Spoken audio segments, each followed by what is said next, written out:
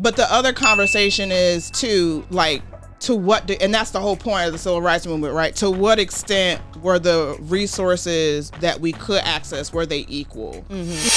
No. Okay. Do cover letters still matter? Yes. Oh my God, we gotta talk. That's what I'm like, oh my God. Okay, I'm glad you're at the end. I'm over here. And I feel like people gonna be coming to you, especially the people in the DEI field right now, because they're not gonna have a job after a while. So they're kind of forced to be pushed into a space where they gotta soul search. So like, how do you feel like this is about to look for you? No one can make you feel inferior without your consent. Ooh. Here we go. For money. Money. Let's start recording. Yes. 3, 2, 1. What's up, guys? This is Brianna Moore, your host of the Conversations Unearthed podcast, where y'all come for me, but you stay for the guest. Miss Heather Allen is here. Of course. Thank you guys for having me. Thank you again to my co-host, Miss Heather Allen, for taking time out of her amazingly busy schedule. She got a lot of good things popping. That is happening. Absolutely. A lot of good things popping. But y'all, we got a guest today. Ooh. My guest is so fly. How fly is she? Krystle Dorsey, master's in education, entrepreneur, certified career counselor, advocate for helping others break free from feeling stuck and prepare for their next big opportunity. Guided by the wisdom of Jeremiah 29:11. Krystle empowers her clients to embrace their potential and navigate career transitions with clarity and confidence. Also, be sure to check out her free career shift guide to start your journey today. So introducing y'all, the one, the only, Krystle Dorsey. You fixed them. We got claps now. Okay. And they're going to be even bigger when we publish this episode. I love it. How you feeling today? Thank you so much for being here. Yeah, thank you so much for inviting me. That was a splendid introduction. Did you like the introduction? Yes. Oh, I worked really hard on that, so I appreciate that. Yeah, for sure. Yes. Yeah. Do you remember where we met? I do. Tell the story. I don't know the story. Yeah, so it's one of those lovely things that I like that go on in the universe. Chamber RVA has I think it's a Meet Your Legislator event. I believe they do that quarterly. And Jennifer McKellen was the legislator invited to speak on that morning. It was a lovely shindig. I mean, they pull out, the red carpet with treats and, food, the space was snacks, fantastic. And, Bree just happened to have a seat open. So I said, another black woman. I think this is where I'm sitting. Another black woman in the spot. I found my community. I'm going to keep this, energy going over here. And we just kind of vibe for a hot second, and that was it. There we go. Yeah, and you told me what you did, and I told you about my podcast, and I was like, maybe you could come on one day, not trying to push it too much, because I know we were there for Congresswoman and stuff like that, but I was like, I need to connect with this woman. Like, it was something about you that just seemed like we needed to chop it up a little bit more. I love so that. How about on the pod?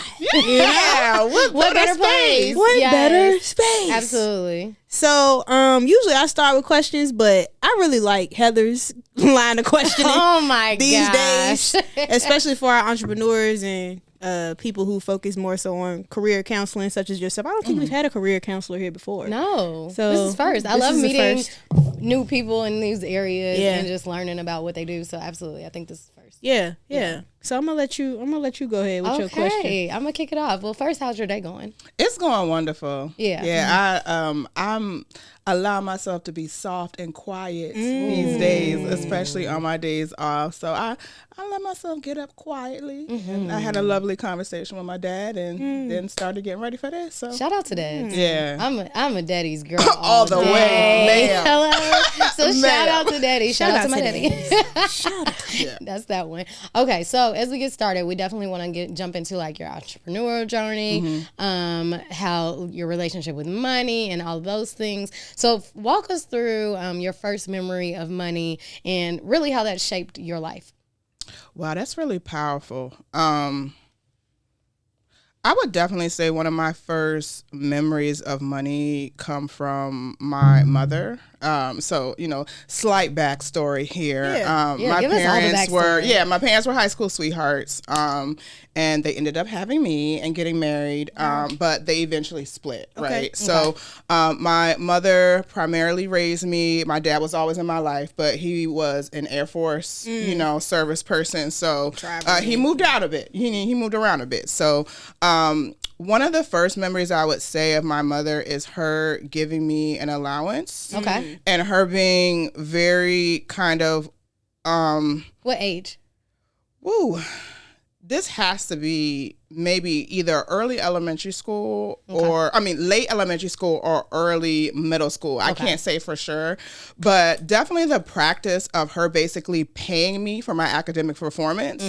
So I got paid for every A and every B. Wow. So I think I got like $5 or $10. Yeah. Celebrating excellence. Exactly. And I think that really instilled in me the power of really being able to earn money for your hard work, not just like, you're going to get raised because because you showed up. Right, exactly. But it's also not, okay, I'm going to give you everything you want just because you want it. Right. You know what I mean? You got to work for it. So that was probably one of my first memories of that, like having that be based on my allowance and then being able to, based on what that is, either save it or use it to acquire the things I want without having to rely on my mom for everything that I wanted. And how is that shaped today? How has that shaped entrepreneurship? How does those values and those teachings shaped everything? Like I said, I think that really instilled in me the very early understanding of wants and needs, right? That you can use your money to get certain things you want now, or you can save it and acquire larger things, but then also, that whole installation of delayed gratification, but also as well, being a woman, being of color, like realizing that, you gotta put in something to get something. But also being recognized for hard work, right? So the fact that I worked hard to get these grades and I'm being rewarded for that, and what that looks like and earning. Yeah. And earning what you put in the work I ain't even for. gonna hold you. Look, my mama started doing that with me, right? Right. I think I started getting too many A's. So then she was like, she flipped the script a little bit. Right. She was like, you supposed to do this anyway. You don't need to get paid for what you're supposed to do. This is what you're supposed to do. Yeah. But like you said, like it was a good incentive. Like it's like, hey, okay, cool, I get to do this if I do that. Yeah. And it does instill those values in you. So I'm glad you touched on that. And that's usually people's first kind of like memory of money is like an allowance or like Christmas, and you get money from your grandparents and stuff like that. So that's cool. All right, I want to do some fire round. Okay, these are yes or no questions, but we probably get through like 2 of them. Oh my god, we can get through more. Okay, let's try to get through them because I get so like intrigued with the answers. So these are some yes or no fire round through them questions. all. I'm challenging you today. Yes or no answers. That's yes, it. Okay, yes. I got you. Yes or no. I'm challenging you. You can do it. Have you ever taken a career risk that paid off? Yes. Okay. Is it possible to switch careers without going back to school? Yes. All right. Ooh. Nope. Do you believe? No. Have you ever felt stuck in your own career? Absolutely. But yes. Okay. Is it okay to take a pay cut for another job that makes you happier? Yes. Have you ever had to turn down a client opportunity? Yes. Is it harder to find a job now than it was 10 years ago? No. Okay. Do cover letters still matter? Yes. Oh my god, we gotta talk. That's what Oh my god. Okay, I'm glad you're at the end. I'm over here looking at the computer like, okay, she's at the end because Okay. Should career shifts always involve taking a risk?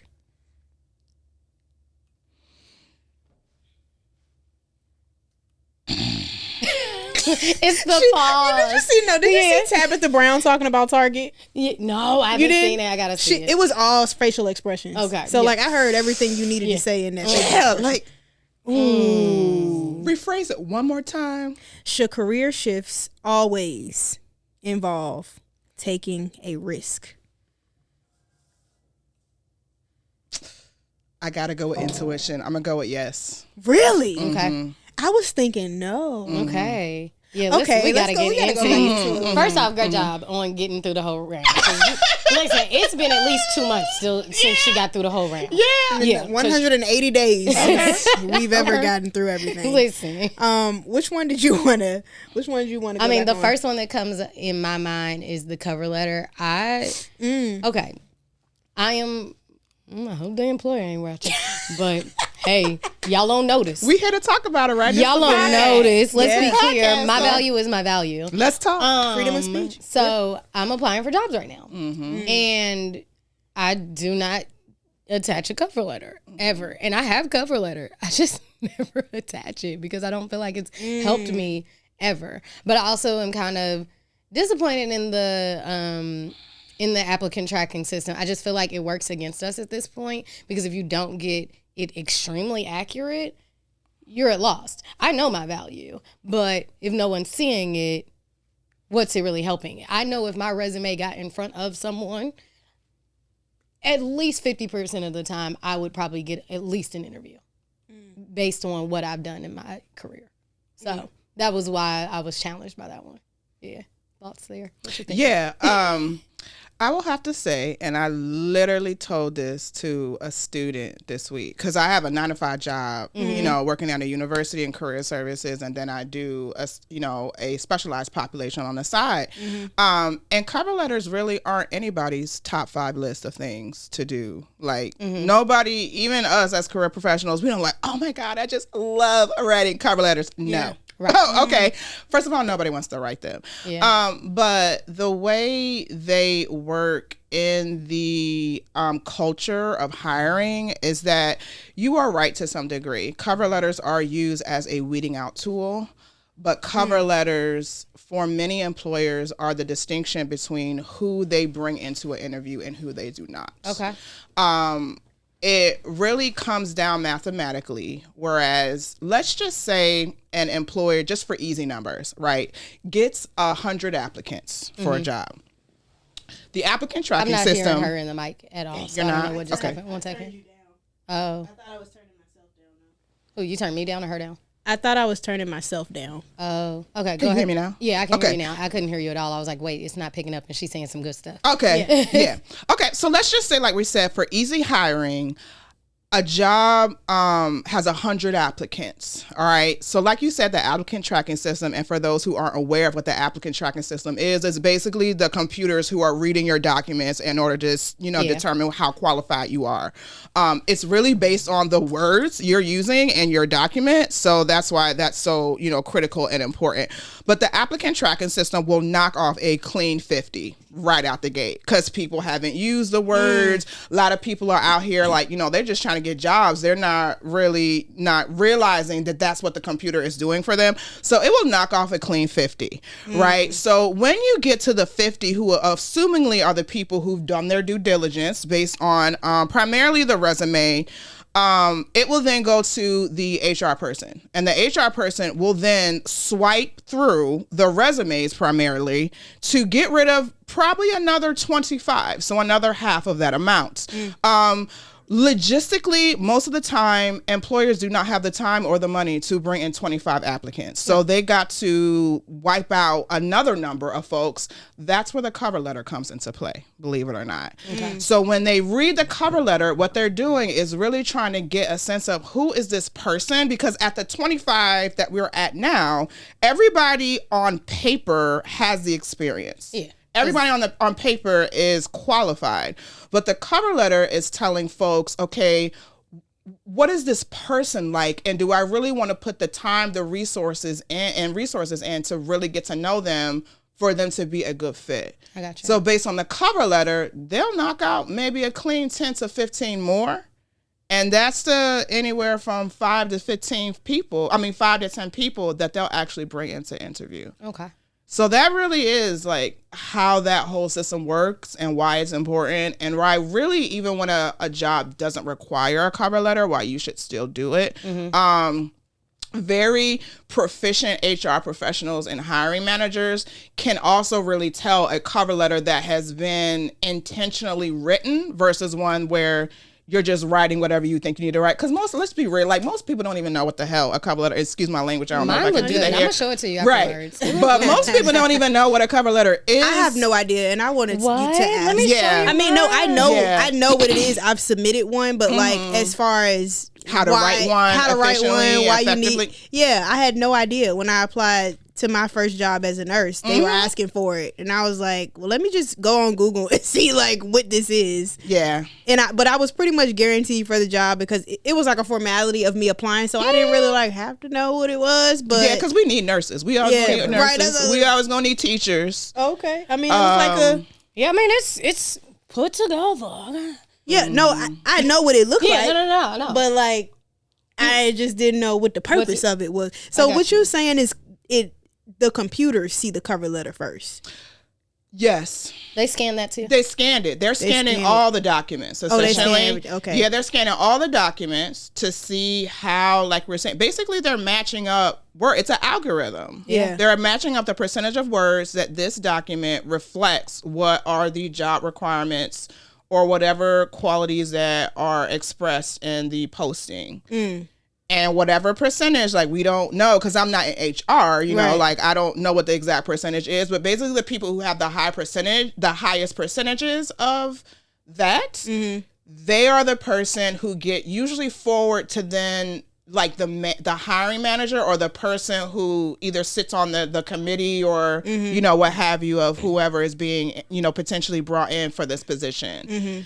And then with both the cover letter and the resume, those are both screened usually by a person at that point. Okay. So I'm about to get selfish on you. Yeah, go ahead. You know how you usually be like, all right, this is a selfish question. This platform so, I mean, let's help the as the people host and out co-host, we get to be selfish. You know? But it's really for the other people, for people out there who really, really do need this advice. Obviously, I said I'm applying right now, and I am about to use everything you just said. In February, it's about to be my February. I'm about to be like, okay. Yeah. She said, do this. Let's see if it increases. So my selfish question or inquiry really is the use of AI. Because obviously we know ChatGPT has taken over the world over the past, let's say, year and a half, 2 years. And you see a lot of videos, a lot of advice. Use it to your advantage.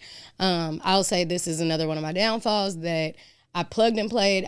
That's how I prepared my current resume and cover letter.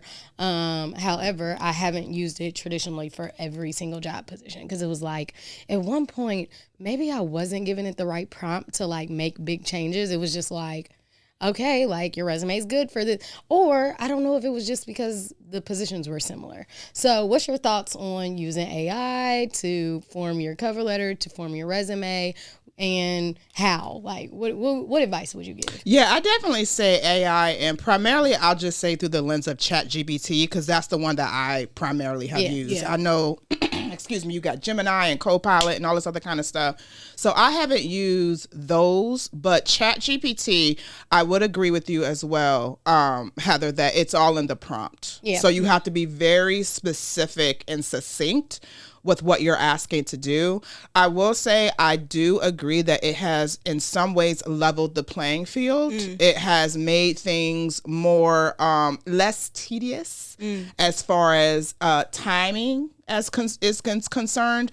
But what I say about AI, especially in career development, is that the more you give it, the better it serves you. Yeah. So if you just tell it to write you one from scratch based on the job announcement, it'll be very generic and it won't really serve you well. Now, if you give it a good prompt, you give it the job announcement and you give it something that you already have and you tell it to tailor what you have to the job announcement, that's where it can kick you up a notch. Yeah. And pretty much at any level that you can think of, it will serve you in that instance. So whether you wanted to spruce up your cover letter, your resume language, I've even personally used it for job interviews, like to practice. Like you can tell basically ChatGPT, this is the job announcement. Give me questions to practice for this particular, like give me sample questions that I might be asked in a job interview. Yeah. And it is highly effective in doing that as well. So I got you. Dag, I had another thought as you were talking, and now I can't. When you're like listening, and you're like, all right, and then but you were telling some good things. Yeah, I love it. Thank you. So you're at VCU? Yes. Are you working with all students or just like specific majors? VCU Career Services has 3 career services. Okay. And so I work at the main one that is available to pretty much all students besides business and engineering students. Just know on Monday, my child will be in your office. Okay, for sure. Yeah. That's cool. Because I don't remember having a career. I remember having like an advisor and an advisor. So what's the difference between like, because I guess I thought that an advisor did what you did, but it's a clear difference. Yeah, this is really good education here, especially the nuances of higher ed. Yeah. So there's something called an academic advisor. Okay. Which is generally the person that you should see in order to pick your classes and to make sure that you're graduating on time, to declare your major and so on and so forth. What I do is called career advising. So we are the people who are helping to prepare for whatever your journey might look like after you graduate. However, that isn't like a magical process. So it really is something that students ideally should be preparing from freshman year all the way to, whatever that year is for them. Because we even want to get away from like seniors, 4th year, whatever, however long it takes you to graduate for whatever reason that you need it to be. If it doesn't take you. If it takes 4 you to 6 is the average, time. But essentially, careers are something that you build. Yeah, because I know a lot of I know a lot of people that have these degrees and don't use them. Yep. Like you may have like a arts degree and now you're like a bartender or something. Yeah. And I hear a lot of people complain about that, but it seems like if they had somebody like you in place, then it would help. But also, are you there to help find jobs, or are you there to mainly like help put them on a path to, I guess, figure out? So it really is all the above, and that that's part of what was really pressed upon my heart to pursue this as far as my purpose is because career development really is like this evasive kind of topic that people like kind of understand, but they don't really understand like how broad of a topic that it covers. Yeah. So essentially, at least we're applying to college students, right? Like your career advisor is there to essentially help you identify what your interest, skills, and values are and how that aligns with career options. Okay. So whether that's a conversation, whether that's giving you resources, they're there to help you figure out, okay, so who am I and how does that align with the world of work? There's a second component of it, which is the jobs part, which is what people generally default to. So that's like writing your resume, getting it reviewed, the career fairs that you might, have available to the school, connecting with employers, actually getting on, whatever resource and searching for jobs and so forth.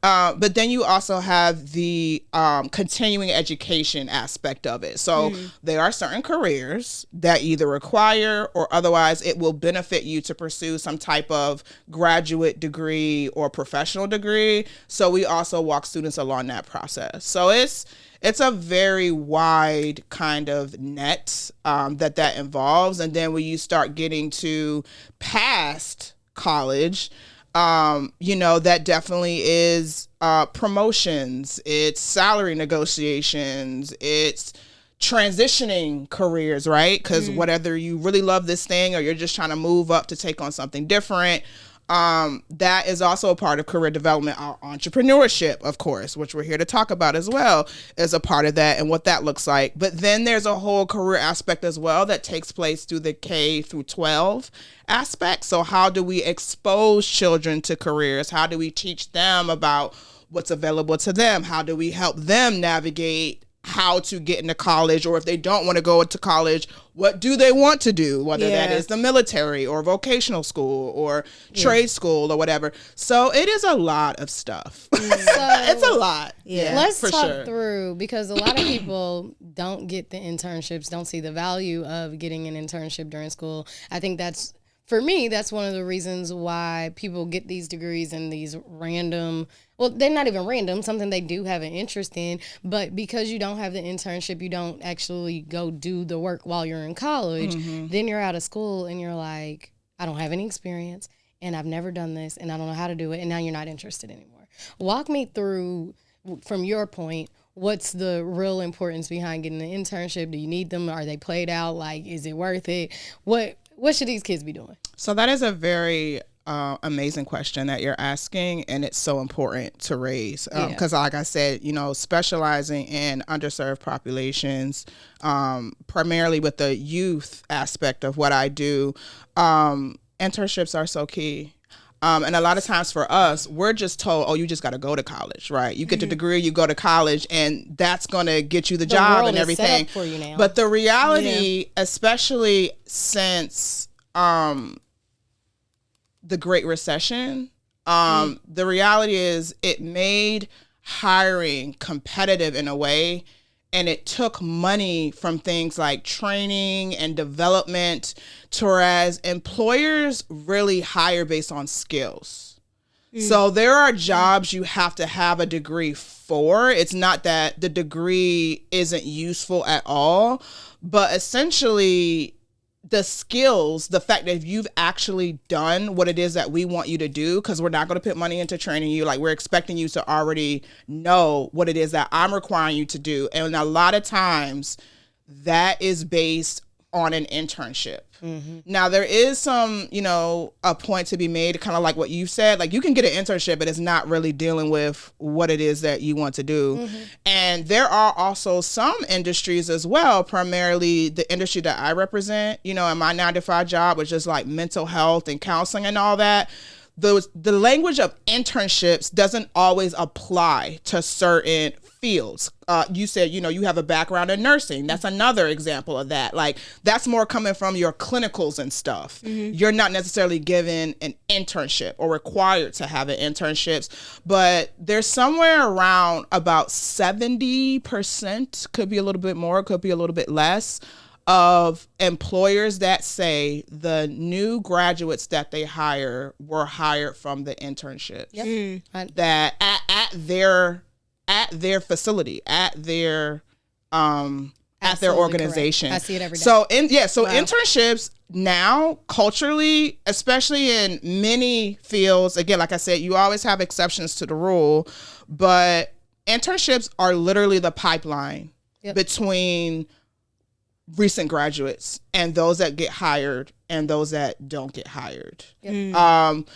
So they are very critical. They are so important. I strongly believe, again, from my social, advocate background, that at this point, like literally all majors should require them, because there's so many reasons why certain students aren't able to or don't realize that they even need them. Kind of like what you've brought up this question, like to begin with. Everyone needs one. They all need to be paid. And they all need to have course credit. But, clearly it's a long game that we're playing when it comes to social justice topics. What happens to my kids who are barely making it? They got C's, they might have thrown in a B, but they're just like barely making it and can't even get an internship. So that's the interesting part of this conversation, right? Is that a lot of employers are actually steering away from grade requirements or merit qualifications. Like they really just want to know, can you do this? Right? Because we know, like, which you could be an is doing that. You said what? Which ones? I don't know them off the hand. But again, in the same place. So, some of the That's a lot what of the you're here stats, for. right? Yeah. The stats and the data that I'm telling Yeah. you primarily come from an organization called NACE, so the National Association of Colleges and Employers. Okay. That is one of the guiding professional organizations in my field, comprised of both universities, college, higher ed folks, mixed with the folks that want to hire recent grads and students. Right. And NACE surveys both colleges and the employers of their organizations literally every year. And they have so much great data and statistics. And that's a lot of the things that I'm reporting to you right now. So based on the things that I've seen from NACE regarding grades, employers are increasingly not taking grades per se into account, because like I'm saying, somebody can have all A's and B's, but literally have no applicable experience of how to actually apply this in the real world. Now you can have a student who's either under challenged, unmotivated, for whatever reason, like just the actual grades part maybe isn't, but they have strong work ethic, they're really motivated, and they're going to get the job done. Yeah. And they have several internships. This is also to say, again, from a social justice lens, that there's so many other reasons beyond just like work ethic why students don't necessarily have the grades that we would assume. They might have kids, right? They might have jobs. They might be working themselves through school. They might have some maybe mental health or health concerns that means that they can't be as attentive or present in their work like you would assume. So I think from that lens as well, like employers are becoming a little more realistic about what supposedly grades are supposed to be telling us about work ethic, and just knowing at the end of the day, work ethic means you're going to show up and get the job done. That's it. And be able to do it. Yeah. And your grades aren't necessarily the full picture of what that could be. And since we're hitting a little bit on social justice, you know about this whole DEI situation that's going on. I do want to touch on that with you, but I want to bring in a few numbers as well that I've just researched.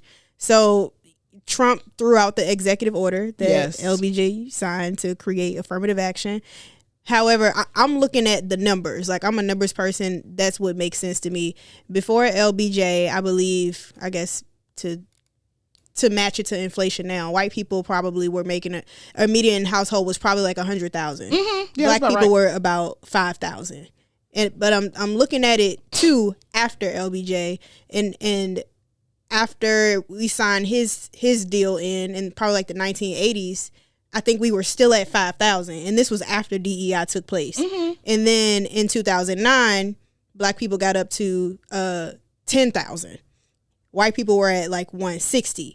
In 2019, we bumped. I mean, like, black people, that was the most that anybody had ever came up.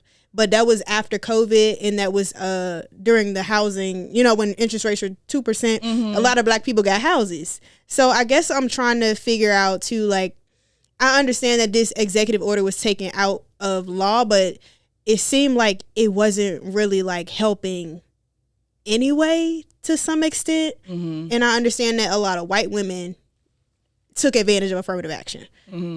So I guess I'm trying to ask you, like, do you feel like this whole DEI thing being taken out is going to hinder black students' careers, and is it a part of like fixing social justice? Would it further harm social justice, or like would it kind of force us as black people to kind of like create our own stuff? I think it's interesting to kind of think about that, because similarly how you broke down the numbers over time, it is interesting to think about that due to HBCUs, right? Like, when we had what we had and we put all of the resources that we had into our own thing, we had more doctors, lawyers, and all that before what you're just saying. Like, there were more doctors and lawyers. Like, are you talking about when we were segregated? Yes. Yeah. So when we were segregated, we did a lot better when we were 60s segregated. or 70s, Yep. prior to segregation, we had a lot more representation career-wise than even we had to this very day. But do you think that's because we couldn't go to anyone else, so we had to? Yeah, of course, that's part of it too.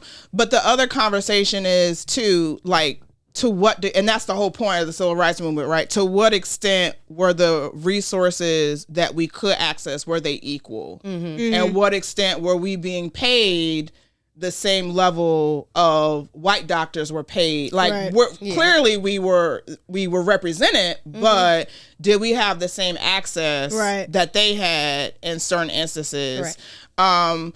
So you got to look at it from that lens, but you also have to look at it from the lens of, because of the progress that we've made, what do we have access to that we couldn't have access to? And now, to what degree are we able to then leverage that in certain spaces, right? Because you do still have places like, you know, Harvard and Stanford, which are really, you know, reputable in some ways. You know, Harvard is an Ivy League school. You now have so many people who had access to that level of education, network, and exposure that was not there before.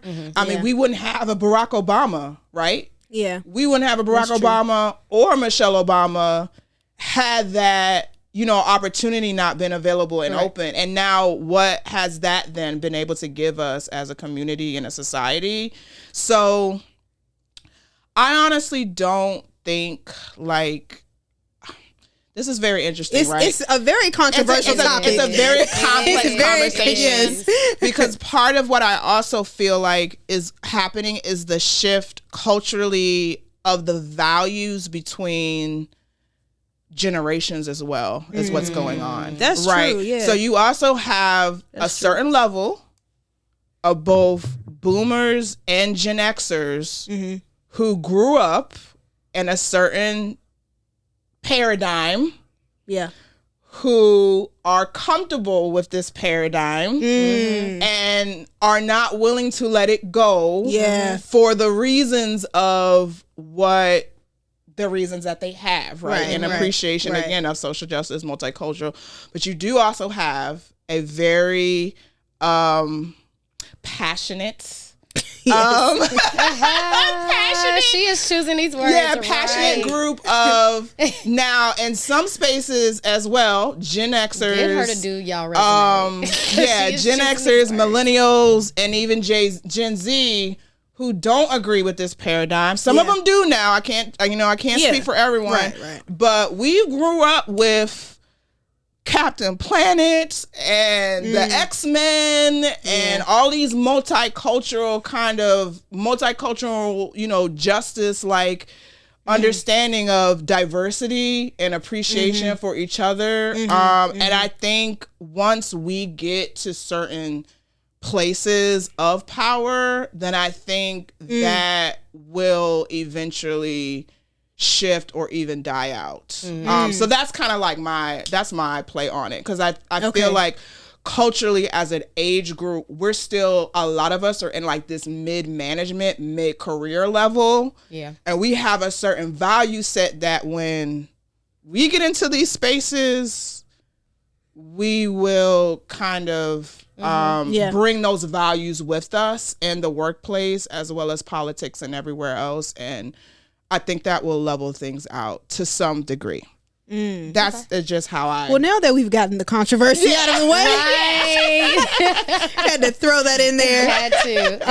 I want to talk about your business. Yeah. So tell us what you do. Tell us what you do with your Opportunity Career Services. Yes. So, Uplift. Is it Uplift Opportunity? Yes, Uplift Opportunity Career Services. So I am a founding editor and CEO of Uplift Opportunity Career Services, LLC. Okay.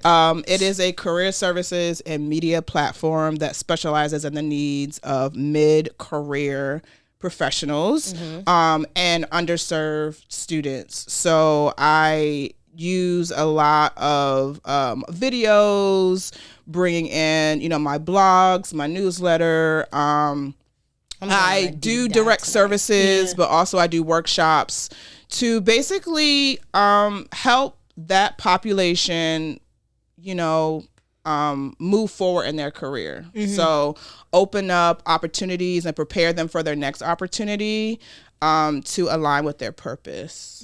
So, and is this for entrepreneurs as well, or is it mainly for? Yeah, it really, a lot of times, like I said, a lot of what I've noticed over time are like mid-career professionals who have kind of been in a career, feel stuck, and they're trying to figure out what's next. Exhibit A. Yeah, I am the Exhibit A. Yeah, for sure. So I've noticed around somewhere between like the 3 to 7 year mark, folks start to get a little itchy in their career, feeling unmotivated, feeling frustrated, feeling stuck, like you saying, but also really confused because, you could have invested X amount of time, energy, whatever, into this career, and it's just not doing what it used to do for you anymore.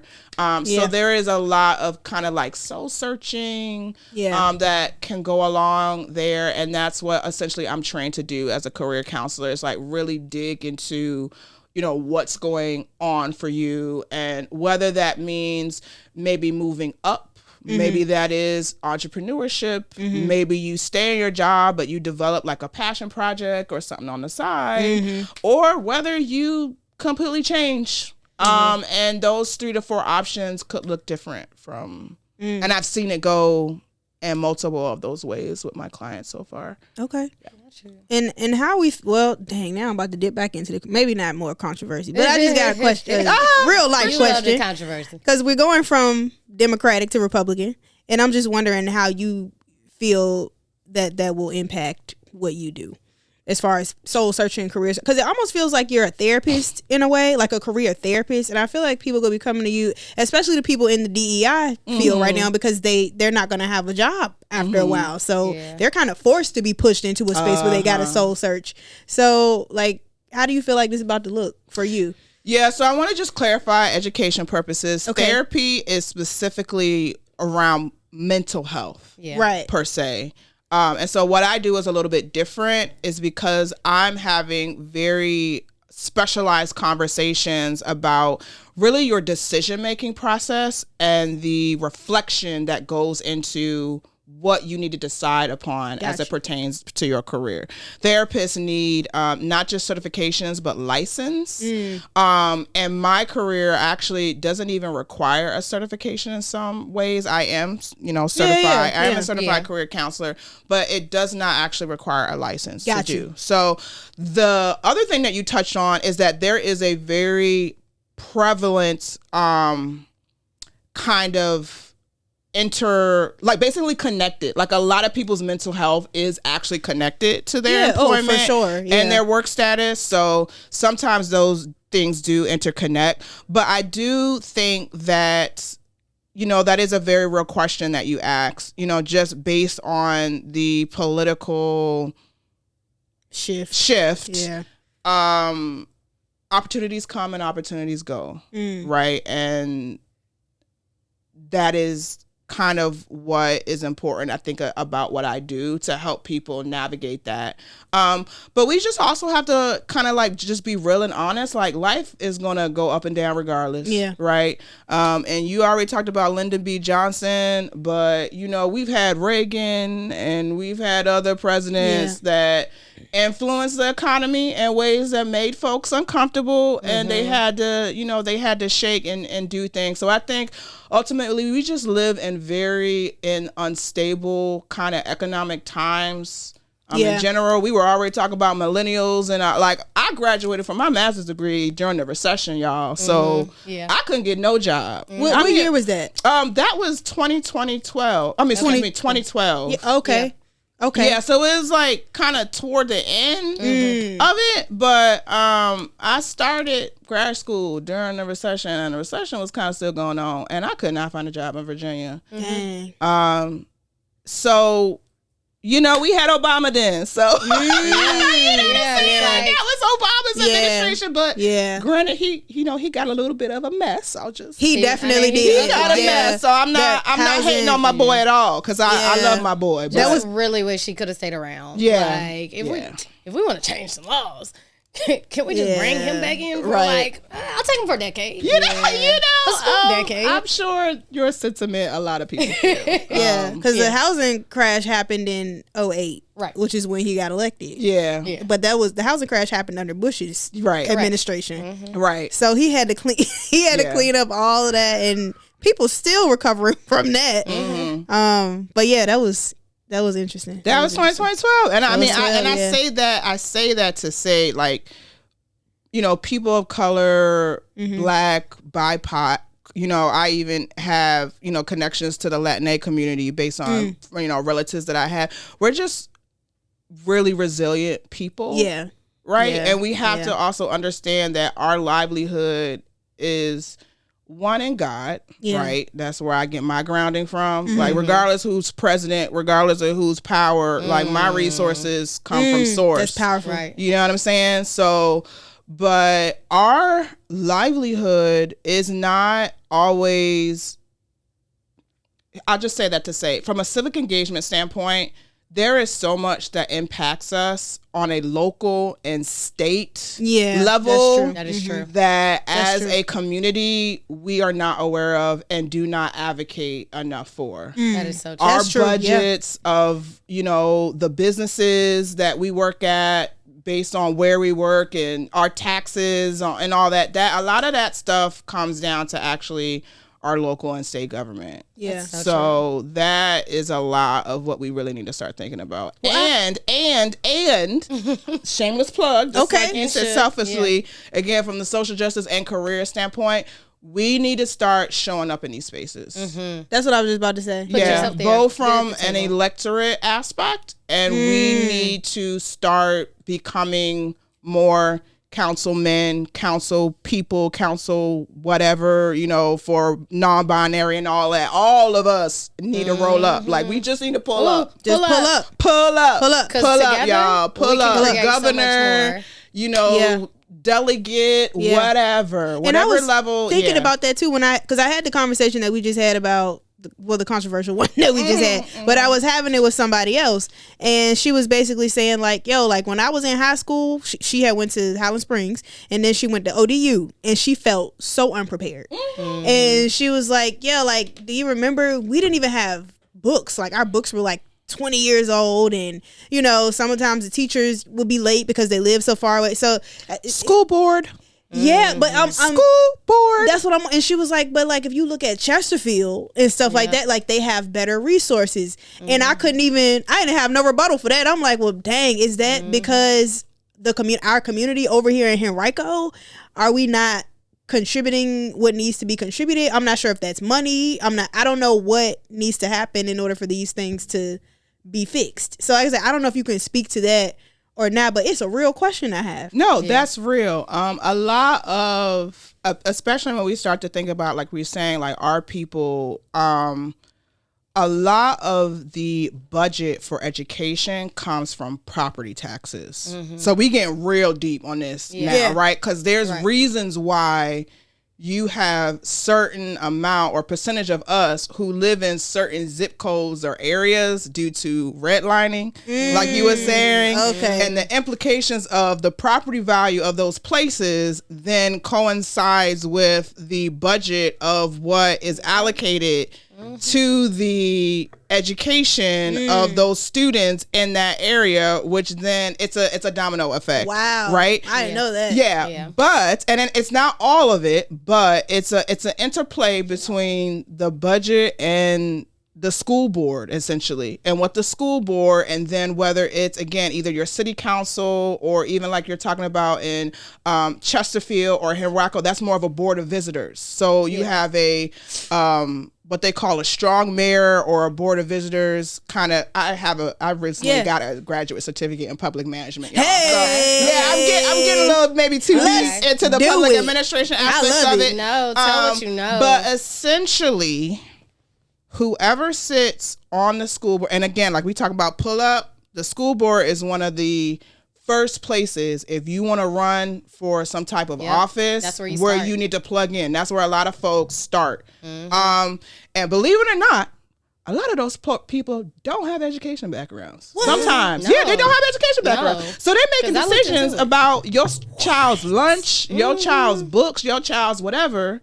And they're in some ways are using that role so they can go into city council or they can go into a state delegate or because it's literally my plan. I'm telling you. And this just goes on and on and on. What? So more educators, more people that parents, whatever, you know what I mean? Yeah. There needs to be more representation there. I think so that you can be able to speak up for how that money is invested in our schools and the resources that because then the school board then dictates how that money is used later, which then needs to be signed off by either the board of visitors or city council. Yeah. Okay. These are true. Let's take a brief intermission. Let's take a brief intermission. I got so much to say. We're going to be right back. Absolutely. All right. I just wanted to pause because it's 3 o'clock and I want to be respectful of you. Yeah, for sure. All right. How much time we got with you? Whatever you want. We're having like a conversation. So 15, 30 minutes. All right, cool. Yeah. Let me. All right, y'all. And we are back with Miss Krystle Dorsey. We're back. We back. And Miss Heather Allen.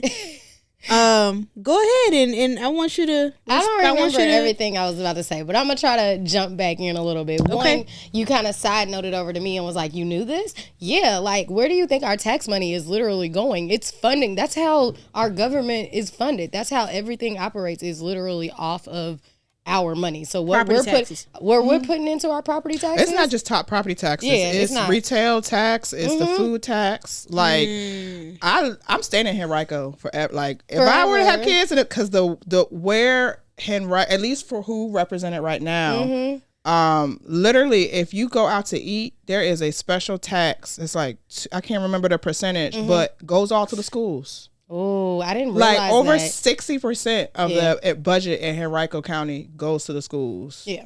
And it is very, so again, I was telling you, I got a graduate certificate. But there's for some reason, there's a caveat, right? Between the West and the End, and I still ain't figured it out, but there is. You ain't figured it out? Anyway, we ain't gonna go there.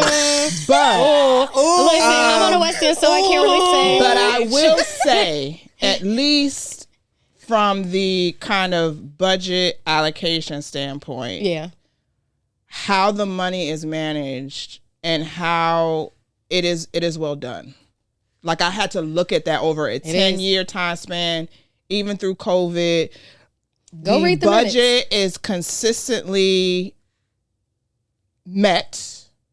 Okay. And it grows, right? Okay. So the budget can go down or it can go up, right? So consistently, it continues to grow. However, whatever they set it doesn't. Basically, they never go over budget. Love it. They always under kind of estimate. Okay. So that they leave a little bit of wiggle room and are able to appropriately allocate what needs to be allocated, so that they never really go over budget. And the money, a lot of it goes towards schools, but a lot of it they've also used to like increase the salaries of, their employees. Improve our roadways, our infrastructure. The public safety, the amount of taxes that they either take, or there's another type of, I can't remember, financial kind of allocate. Like basically, in order to run a business in a locality, you owe the place money. So they consistently also set bars to where basically everything shakes out the way it's supposed to. Like I can't think of get into the weeds of all the language because I don't want to get too technical. Right. But essentially, in Henrico County, everything shakes out for the most part the way it's supposed to. Absolutely. Financially, especially when you compare it to other localities in the area. Or even nationally. Like they have the highest, so there's a working budget and a capital budget. Like basically it's just like personal, finances, right? There's things you can buy out of pocket, like your groceries, your rent or whatever. But if you need a new car, if you need, an appliance or something, you're going to use credit, right? So localities, governments have the same exact thing on all levels, local, state, and federal. And so the credit rating of Henrico County is like stellar, like bar none. And you should look at these things when you're considering moving and where you're going to live and all of those things. Yeah, I don't never look at that. I've never thought you can look it up. It is public accessible information. I chose my area of where I live for a reason, and that is reveal to the people. I live in the Short Pump area. I was very strategic when I didn't go to the far of looking up what Henrico's, but I knew just based on living in Virginia and this area. Listen, there's a reason why they have all these things and why. Okay, that's where I'm going. That's where I'm putting my money at, because I want to feel safe as a young woman who is small, who's by herself, who's not married. I needed to make sure that I was responsibly taking care of myself, and those small little things were so important to me. But I want to touch on a few things that you said, because you led me right to what I was thinking. One, while you're talking about looking at the budgets of Henrico, I read minutes all the time, so I'll randomly, if I'm up middle of the night. You mean the border visitors minutes? Yeah, border supervisors, all that. I'm going on the sites, I'm reading. And I see a distinct difference between, and I hate to call it out because it's almost like your people, between the Petersburg border supervisors. Well, they don't have border. Yeah, and the Henrico County border supervisors minutes. Like, if you go look at them and just all. Yeah, I would just tell everybody to go take a second and read. They look completely different, and you can tell that there's some management differences in things. You made a point earlier, and you were saying there's a lot of people who are sitting on the school boards so that they can continue to move up and get to another point. This is just their stopping ground to go somewhere. And the reason I wanted to talk about it, because it hit a nerve, y'all. All right, so my background, I went through a program, not sure if you heard of it, Emerge Virginia. Emerge is all around the country. Best friends calling. Emerge is all around the country, and they train women, young Democrat women, let's be very specific, to run for office. And my exact plan was to start with the school board. I have not really went forward with this plan right now. This has been, oh my God, almost 8 years ago since I did the program. It does take some time. It takes some time, and you need to be in the right space of your life. You really need to be in the right space of your life. It hit home for me because I think there's a difference. I think that everybody doesn't need to be on the school board. Let's be clear. I do think it can bring you up to the other positions and take you further. However, I also don't believe that everybody needs to be an educator. For me, I'm not in education. However, I also come from a business background. I completely understand finances. And regardless of how you look at it, this is running a business. School board, the schools are businesses, and you need to be able to take care of the money. I think that is important. I think what needs to go along with it, we need to hold our elected officials responsible for making sure that they have a passion for these kids. Because if you're not worried about the kids and you're only worried about yourself, you're not in it for the right things. I think that's really the bottom line issue that we're having with our school boards, with these people that we've put into these positions, is y'all don't care about the kids. At the bottom line, y'all are interested in yourselves and how y'all can get some money in y'all pockets, and not really how the community is going to be taken care of. That's how I see it. Yeah, I mean, I think that's a good point, right? So I think there's value of bringing what we call interdisciplinary knowledge in a space, correct? Yeah. But I do think as well from like a career standpoint that there is something to be said for someone being in a space of experiencing and really knowing the logistics behind what that particular space requires. Yes. So I'm not saying that everybody on the school boards that only have teachers or only have educators. I'm saying that there should ideally be more of them there, needs to be them there and adequately represented. But I do think to what you're saying as well, I think that you just need to have some type of system that appropriately ensures that the people there do care for the matter at hand, and the matter at hand is the kids. Yes. But also understanding too that the kids that you have in mind aren't necessarily all the kids that are there, if you get what I'm saying. That's as true. Well. Yeah. Like you have in mind of the way the kid should think or feel or have access to based on whatever you're exposed to. But that doesn't mean that's going to be salient for all the kids in that space. And I think a lot of times that's what happens too. Like you think because your kids got something and your kids receive X and X, or because you're able to provide X and X for your kids, or because you grew up a certain way, that is the case for all the kids there. And that's really not the case. Like there are kids in our public education system who literally go to school because they have nowhere else to go. Yeah. You know what I'm saying? Because that's the only time they eat. That's the only time that they maybe even feel loved for real. Yeah. You know what I mean? Yeah. That is and true. I don't think that is also adequately like really understood and when people talk about particularly the issue, the crisis of education that we have in these political spaces. Like you have a lot of people that come from either middle class, upper middle class, or upper class backgrounds.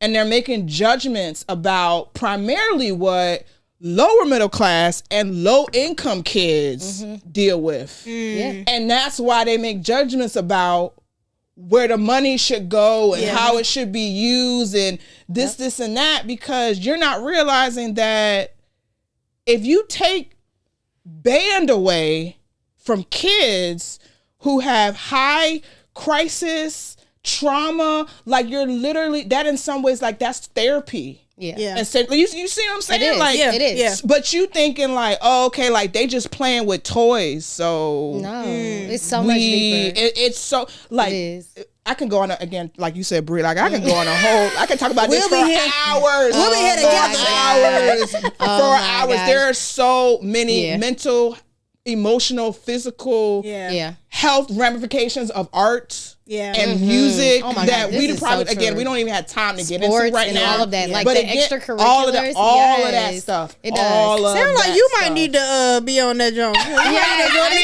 think we got our next candidate. When's the next school board running? Let me stop. Maybe. So I'm an we- introvert, so Okay, we don't believe we it. need I mean, introverts I do believe it, You're but, right. like, You're right. There's a difference. You're right. Yeah. Yeah, I You're think right. we might need you. Yeah. So Bree's gonna ask her last question. What's your last question? Do I see have yep. one more question? It looked like I you. have a lot I of know you. things. I know you. What's your last question? Can touch on like 50 I know. different We things. can do till 3:30 if you want. I just Okay, I just got a quick question. You telling her Okay, that, so and we then talked- she's gonna talk to Yeah. you until 4. No, Until you. I just have questions. Okay. Yeah. That's Yes. all. For sure. For And sure. this is a quick one. This is a yes or no. Oh. So you looked at the Henrico budget, right? Did you look at Richmond's? I did not. Okay. I did not because I Okay. did it for Because- this particular Okay. financial management class. Okay. For the Wilder School at VCU. Shout out. Love Hey. that program. Okay, let's talk about that later, Lots too. of amazing faculty. Love the things that I learned. Yeah. But yeah, the assignment for that class was to pick a locality and look at their budget and how basically to look at the budget of a That's particular dope. locality. We need that to happen. Yeah. And then just my other comment. I was talking to somebody else. I was complaining to him, and he was on the podcast. One of my favorite episodes. James Harris. Okay. Oh my Oh god. yes, I know James. Yes. That's a lot of great Love work. him. Yes. Yeah. Just shout out to Men to Heal. Yes. So I'm over here like, yo, why is the black people not further ahead? Like, I'm just going because I asked him. I was like, Ooh, if you could have a mental health session with any historical figure, who would it be? He picked Martin Luther King, and he said he would ask like if he feels like the dream. I'm not going to quote him, but like technically he was like, is the dream really still relevant? Because like you said, we were better financially stable when we were segregated. So he was like, I would love to have a therapy session with him. And I'm like, well, yeah, like, well, why are we still segregated? And he was like, well, I mean, basically he was like, well, I go to the city hall meetings because we need representation there. He was like, because it's people on the board that want to remove certain bus stops, but me, even though I don't take the bus, I know Miss Green that live over here in house number whatever. She need that bus to go to the grocery store. Exactly. So he's like, I'm in the room. Like he's like. And I was like, dang, so I can't complain. Like, because I ain't been there. I'm not in the room. I didn't even know when the meetings were. I didn't even know there were meetings. You bring up a great point. So, So this year, I have made a commitment to myself, and I actually put it on my calendar, my HOA meetings. So my HOA, anybody that knows about it are like, yo, we hate that HOA.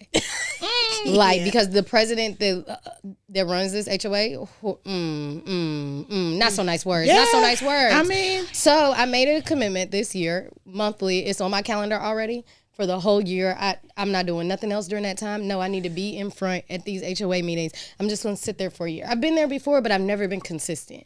And next year, I'm coming with a vengeance. Yeah. I'm coming with a vengeance. Run for chair, run for whatever leadership role. It's coming. Y'all I have a voice. I've been in leadership roles before. Y'all about to see me because there's too many things that are happening, and I'm paying a lot of more money. And I've been in this community for 6 years now, I want to say, and we keep just raising. Granted, I get it. Economy's going up. Things are getting more expensive. I need to know where my money is going. I see the budget that comes every year. It's not really adding up to the adding up. I got too many questions right now. So we need to show up. Yeah, like in all sectors, spaces. Yeah. Like you pick one. Yeah. We've been talking about education. Yeah. You're talking about housing, health. Yeah. You pick a sector, and wherever people gather that make important decisions, we just need to pull up. Yeah. Seriously. So whether that means running for elective office like we were saying, or whether you is just, participating in committee, literally, like you were saying, James just showing up to the actual meetings. So many things do not happen for us because we are literally not in a space. Now there's so many, again, systemically, civic engagement, social justice standpoint, there's so many reasons as well why we do not know. But those of us who do know need to start showing up more and bringing other people. Agreed. And be willing to take that type of a leadership role. Because to your point, Brie, like we were talking about earlier, it's not that we don't have access. It's a lot of times the lack of representation on a leadership level. Because the higher you go in a leadership role, the less representation you tend to see on all levels, right? So whether it's gender, sexuality, socioeconomic status, like you name it, like whatever, it becomes more homogenous the higher you go up. So we just need to start acquiring more leadership roles and being in those spaces. Now there's a lot of systemic reasons why that's a challenge in some instances, right? Yeah. But similar to like what we were talking about in health and, law and stuff about the lack of representation there, we had more political leaders on the national, state, and local level in the 70s, 80s than we even have now, because that was a part of the agenda. That was a part of the civil rights agenda. It wasn't just Brown versus Board. It wasn't just the sit-ins. It was like, look, who do we need to run for office to ensure what we worked for gets sustained? So a lot of the kind of, the seasoned political leaders that we have today, like Bobby Scott from the 757 era, like they came up during that period. Governor Wilder, they came up through that period of us as a community identifying people that we wanted to lead us and to be in these spaces and ensuring that the pathways were there. So I think that's part of it too. Oh, this was so good. Now, I know you got keep going. I know you can. Hold on. I'm not gonna let you because I'm gonna let you ask your question after we do the finish, and then you're gonna keep going and be like, But I got one more question. Go ahead. I have one more thought. For sure. I actually have two. I'm gonna go with the one. Okay. There are people that say, why do Black people need a spokesperson? It seems that no other culture needs a Martin Luther King. This is good. I'm glad you. Well, that's not even the question I wanted to ask. But I'm gonna say that for another time. Okay. We'll go to lunch. We'll all go to lunch after this and hash it out one day. Yeah. But I'm just wondering from your perspective, why is it that we need a leader? Because, well, I guess I'll segue it into my other question too. Since y'all asked. It seems like there is, like you said, a lack of knowledge around this. There's a lack of awareness. Yes. With who runs what, where we need to show up. And I feel like it's a lot of, I don't want to say blaming, but like I feel like if the people who are running these things don't know what we need, then how are they going to get done? So it seems to me like that's why we may need a leader. But I guess I want to know from your perspective, why do Black people need a spokesperson? I do not believe, and I think this is part of the story that we were sold. Okay.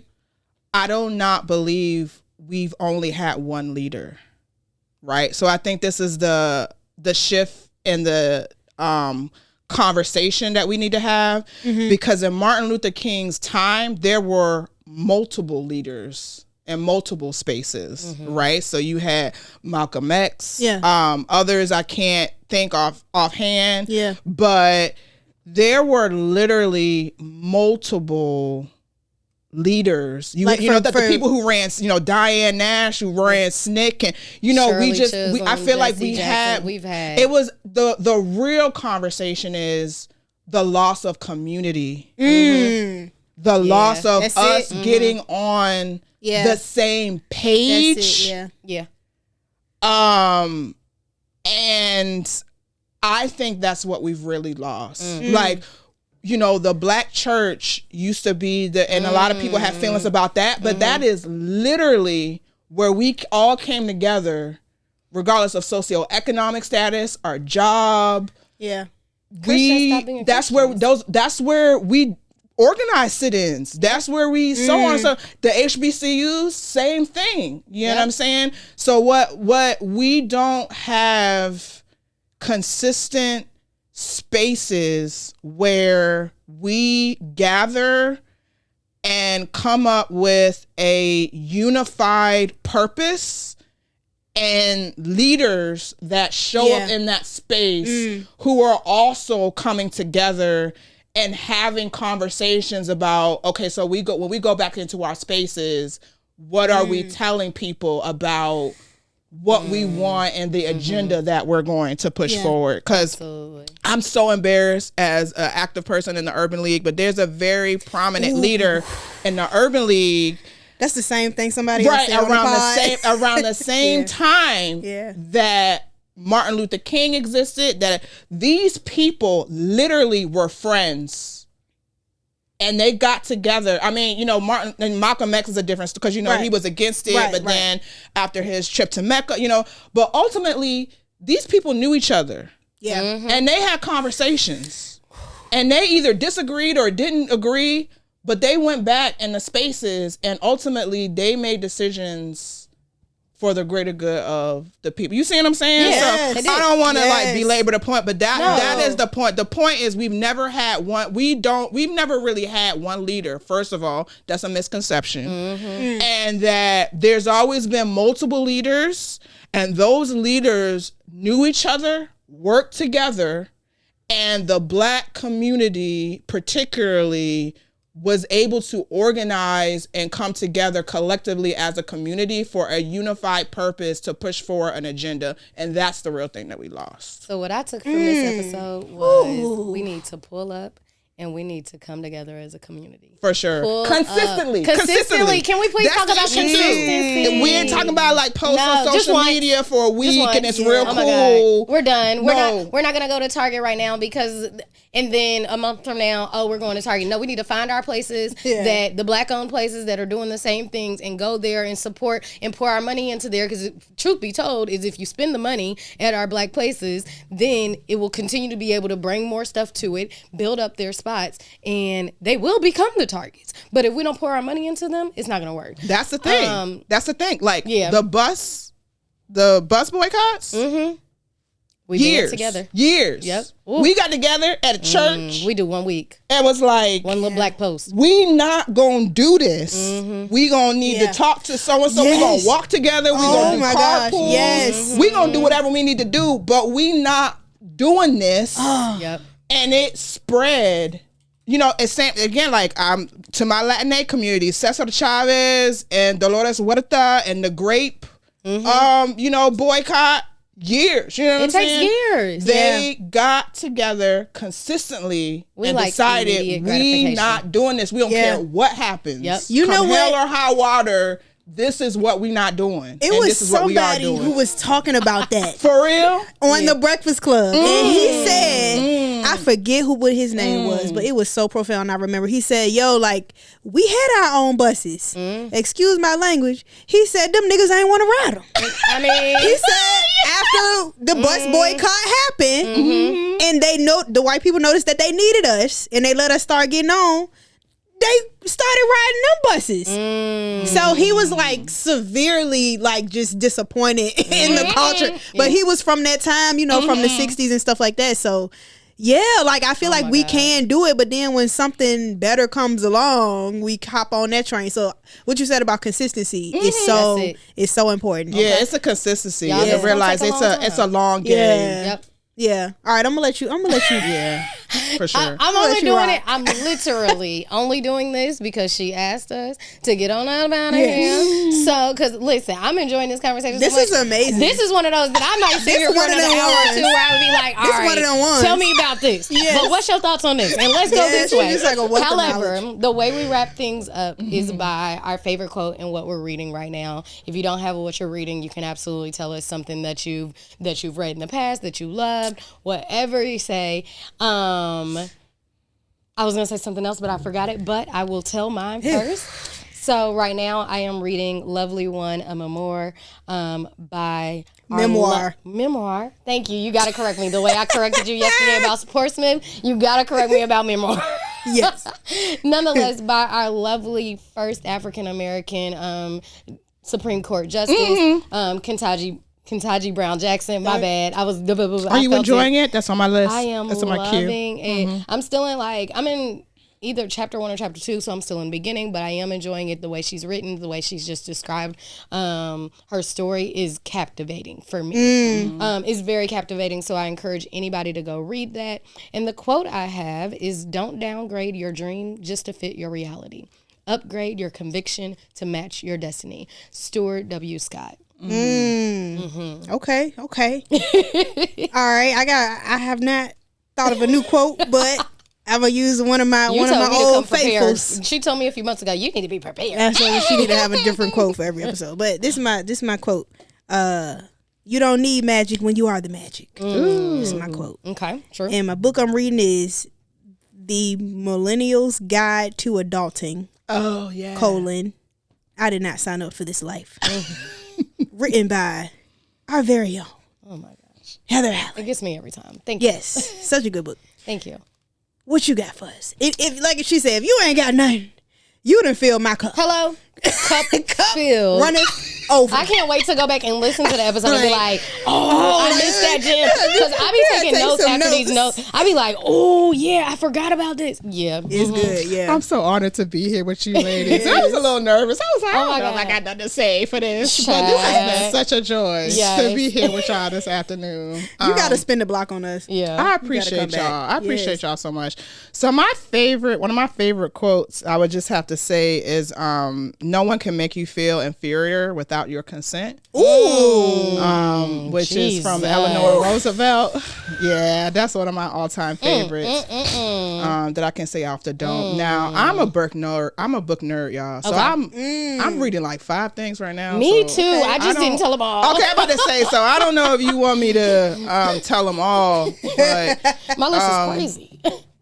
I'm reading All About Love by Bell Hooks. Okay. Like fire. Like that joint was in my queue for a while. What's it called? All About Love. Okay. It's a red book with black lettering. Okay. Man, the stuff that we were talking about today, like, it's crazy. Okay. So anyway, I'm reading that. I'm reading The Body Keeps Score. Okay. I can't remember the author.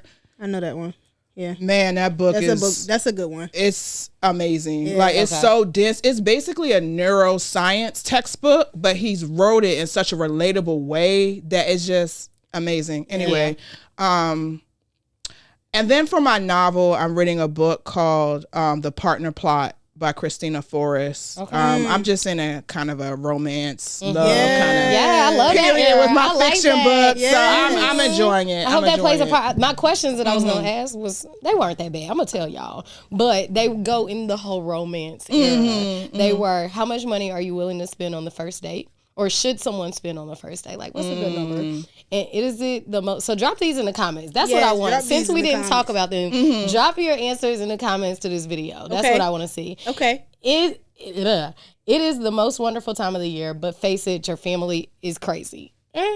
Are you inviting your partner over for the holidays? So I want answers to those in the comments. That's what I got. Okay. Yeah. And are these books you read, are they paperback or digital? They're hard copy. Okay. Like, they're paperback. I think they're all paperback. Okay. Sure. Cool. I just want to know. I want to touch it, smell it. Like I love books, y'all. I Like be y'all right on my phone. I mean, Same. Yeah, a lot of people do audiobooks Kindle now audiobooks. because it makes it really convenient for I them. have some audiobooks, but I still like reading. But I like the convenience of, if I'm just sitting in the car and I got 10 minutes, I can just boom, boom, bam, instead of me lugging around. I don't know. Yeah. I don't know. Yeah. Well, thank y'all. Tell us how we can support you. How can we support you? Yes, absolutely. I appreciate y'all. Yeah, sure. So you can go to my website, KrystleDorsey.com, KrystleDorsey. I am available on social media, both Facebook and Instagram, KD Uplifts with an S_U. And that's where you can find me or support me. So you can subscribe to my newsletter as well. You can subscribe to that via the link in my link tree on Instagram or on my website. Absolutely. Okay. And we can plug all of that in the show notes today so they'll have it. Yep. Thank y'all so much for watching. Thank you, Miss Krystle, for coming through. For sure. Thanks like for we having always say, time is our greatest asset. We appreciate you for spending some of that time currency with us. Yes. Make sure y'all like, comment, subscribe, tell a friend, and tell a friend. Peace, blessings. Take care of yourself. Take care of each other. And love you. Peace. me. Bye. Thanks for having me.